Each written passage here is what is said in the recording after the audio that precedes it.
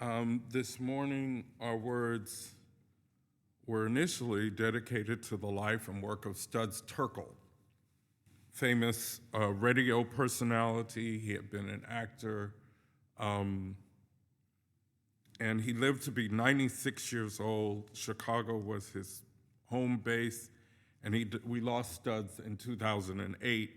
He said, "Work is about a search for daily meaning as well as daily bread, for recognition as well as cash, for astonishment rather than torpor.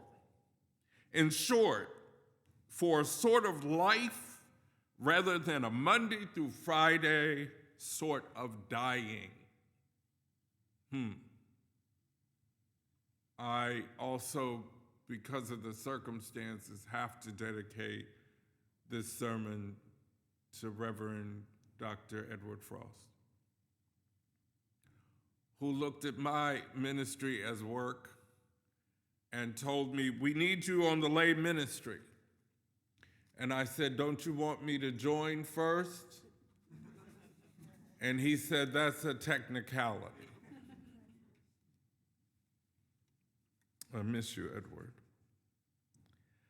I want to especially thank Kay Golan for being here today and helping out with the service. All of the folks who helped out with the service, with telling us what to do with jobs that don't work, and acknowledging some women who are working very hard for the money. Kay has been a supporter and a cheerleader of mine since I was at the First Existentialist years ago.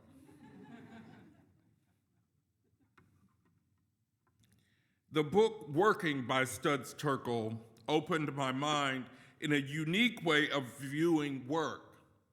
Somebody was subversive at Ottawa University in my freshman year there of college, and we, all of us, were required to read the narrative, the book Working. And their intent was to prepare us for a different world of work than our parents had.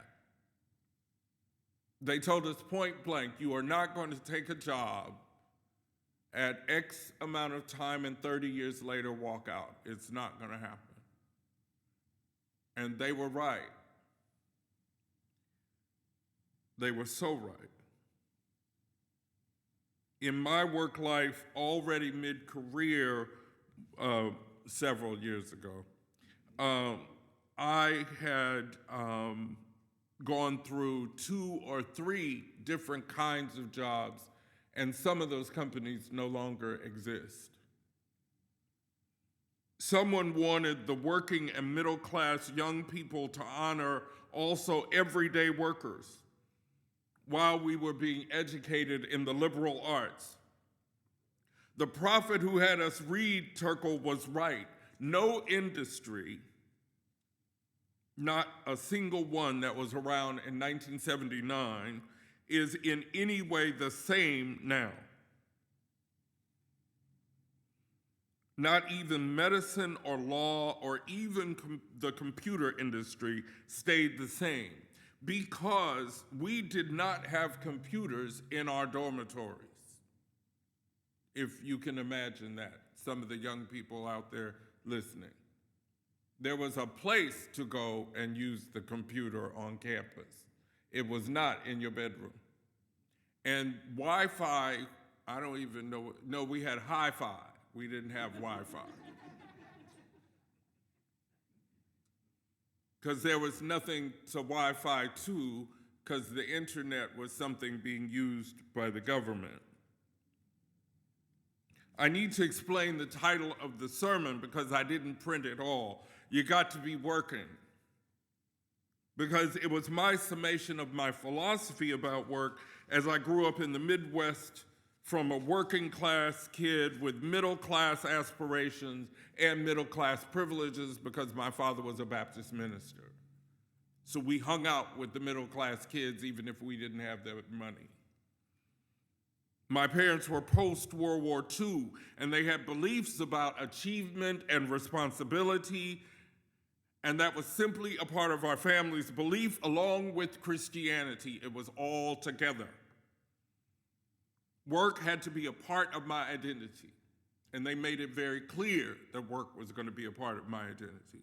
Because I was brought up to believe that work was a part of my Christian obligation to the world.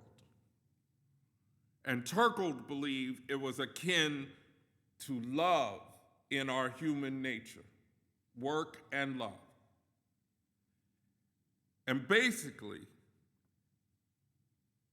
I was brought up with the notion that I got to be working when Jesus comes.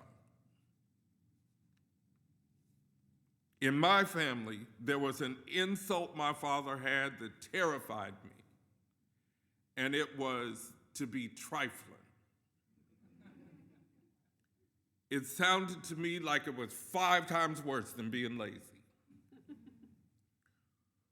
And working spiritually on the right side of one's life's issues and doing the work of the church and being as good or as pious as you possibly could was also not being trifling.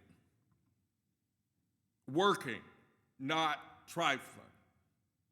Oh my God, when I say the word, I can see his face. Otherwise, I would have squandered the sacrifices my parents made to make sure that my brother and I were educated, and I mean highly educated. Not just educated, but highly educated. We attended private parochial schools to save us, to assure us of our ability to advance our lives financially and culturally. It was never said aloud, but we were to have landed better economically than our parents.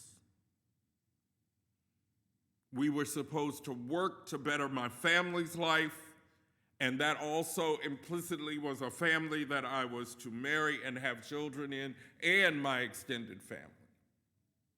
It was all there. A duty. And as far as my personal beliefs went, this is what I held to be true for everybody else in the world. I had no idea that there were some people so wealthy that their money worked to keep them wealthy without them having to go to work. I didn't know what that was about. I wish I had. I also had no education about a system of economics that required an underclass of people to keep the cost of labor so low that the profits within the capitalistic system reward ultimately those at the top, first and primarily. And that so much in our lives was devoted to profit. I wasn't taught that. I was just living in it. Everyone else is serving this goal and should because it's the right thing to do. That's what I was taught. You didn't want a handout, even if that's what the ultimate and ultra-rich live on. When you don't pay taxes on anything you earn, you have received a handout. Working must be working, and if I weren't the only one reared in this philosophy, that means that millions of Americans have this identity and have decided to answer the question that we first ask after we ask your name is, what do you do? What do you do? Because somehow in this country, what you do is supposed to tell me about who you are. That's how you know the word. Inextricably, there we go. How much it's tied to our identity. And then the last 24 months came. And it happened to everyone. And we all have been struggling with the belief about our identity that was formed in our work and the identities we have that are not about our work because we couldn't go to work. Uh-oh. So who am I when I have to stay at home from work?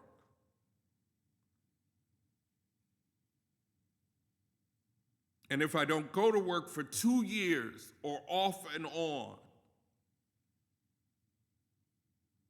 for 2 years, are you failing? Are you trifling? Even if it's because of COVID or the horrendous, miserable national response to the epidemic in the early years. If you worked at home, but while trying to teach your own children and trying to keep your children at home, how can you answer the question, what do you do now?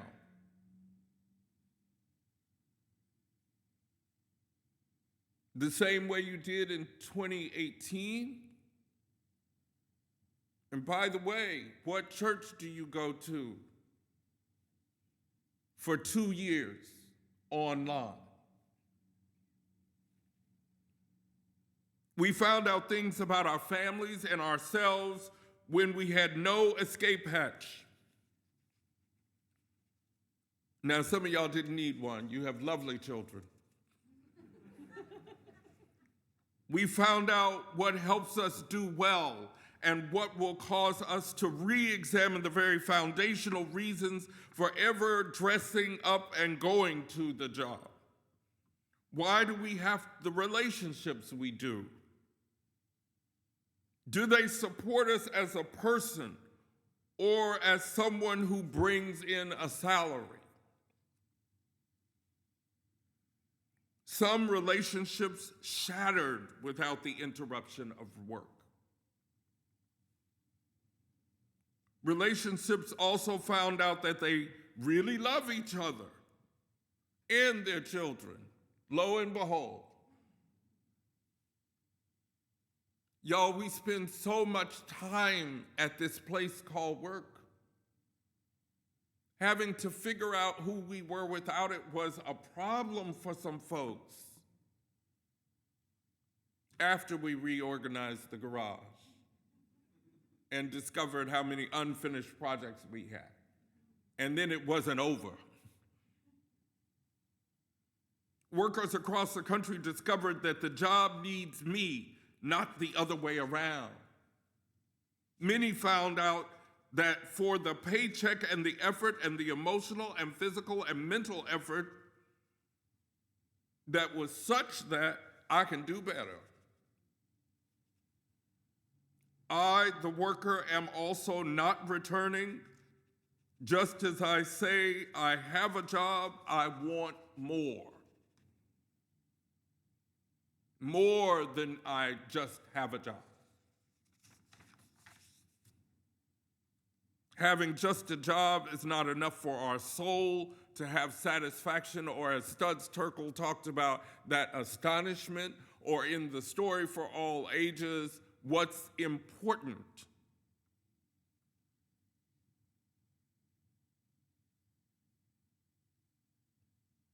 And we were able, after 2 years, to shift our identity just enough to think that the job owes me more than just a check and bad management.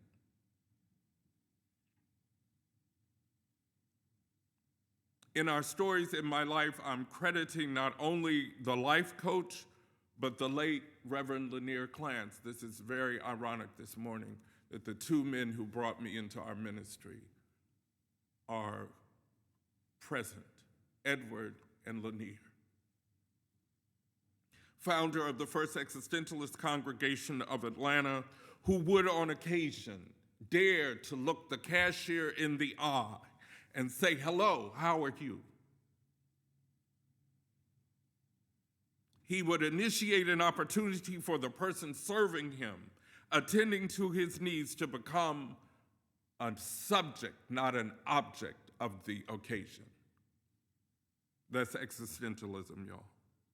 Not just the operator of means of paying for the grocery store. I have a horrible sermon I'm going to preach some other time about how Mindy, the computer at Emory, said hello to me, and the person in the office didn't, but that's for another service. If you acknowledge the person within a profession, you will discover things that change how we can practice Unitarian Universalism, honoring the dignity of the person beyond their paid position, because in the principle, it doesn't say we honor and affirm the inherent dignity and worth of these particular professions.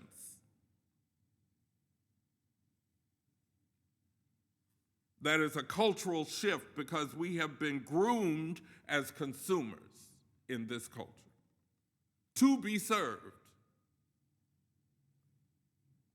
We believe we have the right to be treated a certain way, not because of our humanity, but because of our economic system, because of the amount of money we spend. And the more money we spend, the better you ought to treat me. That's not in our principles, y'all. In our society, the goal is to assure that the owner of the business is rewarded for owning the capital, simply. Not for supplying the service, because that's the job of the employee. We're taught how to have our concerns as paying customers. Notice the price of the drinks and the location of the bar and restaurant in our story did not come up. It didn't matter what kind of bar it was. It didn't matter what the ethnicity of the waitress was or server.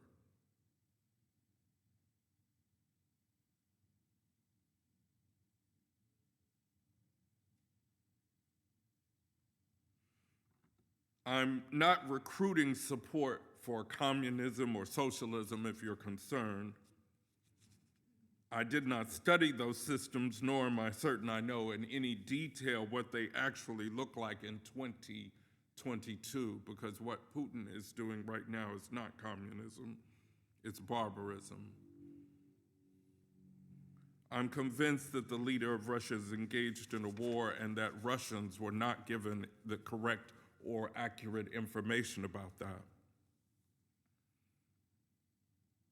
And I'm also curious about why we're concerned with profits in our healthcare system over the well-being of patients. If you think I'm lying, then you enter an American medical facility and after they get your name, the first thing they want to know, even if it is supported by the government, is how are you going to pay for this? Not what you're sick with.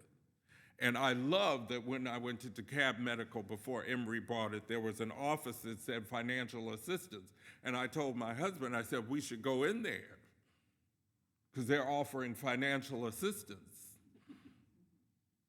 And he looked at me like, y'all are looking at me like, that's not the point.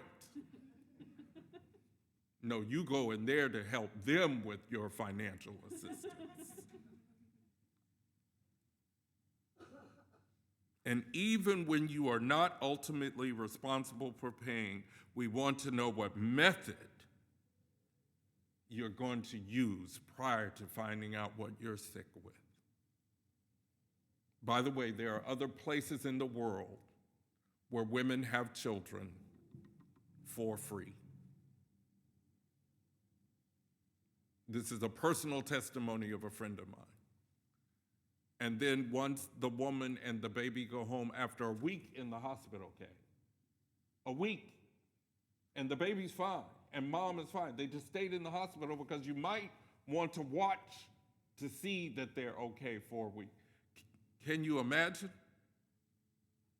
A doctor knocks on the door to check on the mom and the baby monthly. Can you imagine what would happen if the doctor would knock on our door? Some of us would run in fear.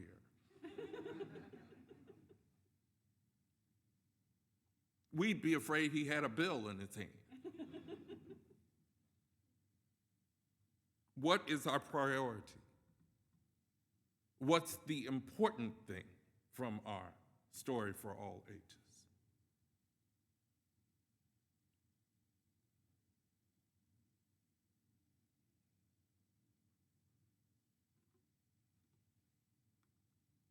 Working. What's the important thing to do? I'm clear that we all have work to do. Our identity, I stressed this morning, may need to be as caring people over our professional identities. Our identity is people who want to be free first, then working toward what fulfills our soul. And our concern for you and our love must come first, even if the mind is closed, even if the factory has moved, even if the hospital has moved out of your county because it's impoverished, and not because they're not going to serve enough people, but because they're not going to make enough profit. The hospital has moved, closed. Maybe we have to have an identity that says we care about all those people. We must still have a message for you, even if you're trying to navigate a new work life in service or providing a service. Because Unitarian Universalists are a lot of very highly educated people who do not work in service. Not anymore. Maybe we got to be working when we reach enlightenment. Maybe we got to be working when we have established the beloved community. Maybe we got to be working when we have set the captives free. Not to find new work, but just to be free. And what kind of work do we have to be doing?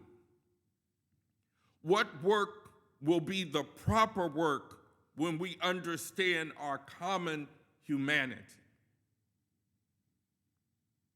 And maybe we won't be working, and we won't be trifling either.